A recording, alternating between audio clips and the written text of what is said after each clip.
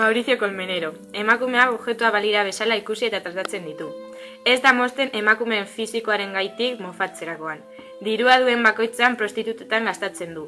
Neska bat eramateko gezurrak esaten dizkio eta neskak nahi duen bezala izaten da, ez den bezala. Piropoak egiten ditu kalean ez ezaguna diren emakumeei.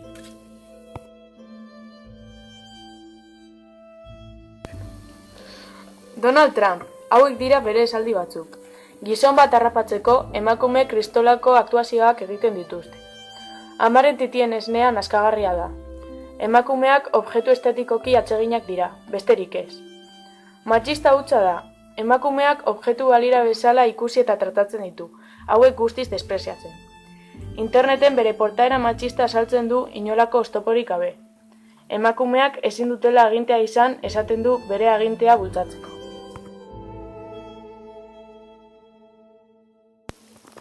Hona hemen Wismitzuren esaldi batzuk.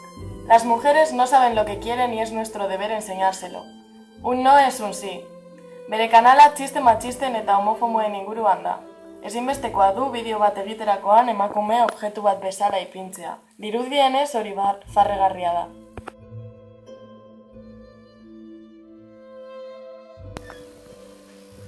Antonio Recio, mayorista, no limpia pescado.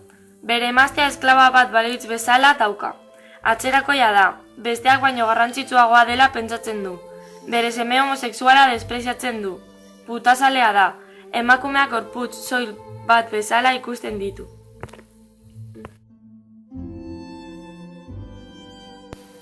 Dallasen ustez gizarte inbrista batean bizi gara. No solo hemos alcanzado la igualdad, sino que nos hemos convertido en una sociedad hembrista. Esan zuen Espainiako maltratu kasua 40% emakumeen erros dela, gezurutza. Berarentzat normalena da bere neska laguna kontrolatzea, eta bere bideoetan lotsa barik adierazten ditu pentsamendu mota hauek.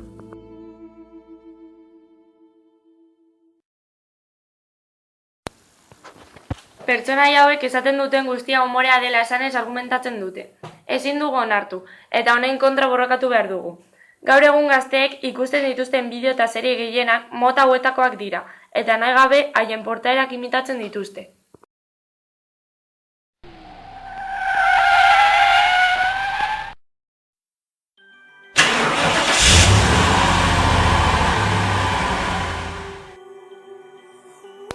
Emma Watson, emakume feminista, nesken eskubideen alde egiten duena.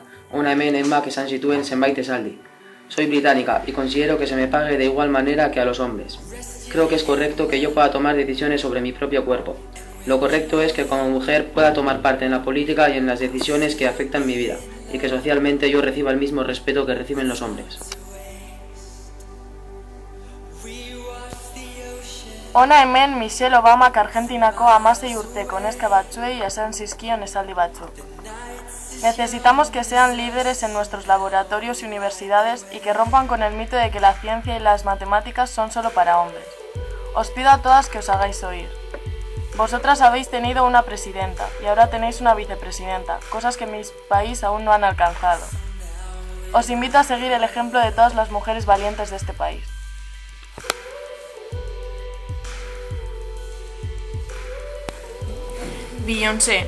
Beyoncé, beste artista asko bezala, feminismoaren alde borroka egiten du. Bere abesti gehienak feministak dira, adibidez, Who Run the World edo If I Were a Boy.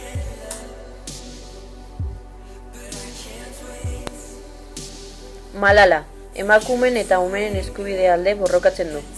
Tiro bat jaso zuen buruan, emakumeen hezkuntza bultzatzagatik. Bakearen Nobel saria irabazi zuen. Hura irabazi zuen neska gazteena izan zen.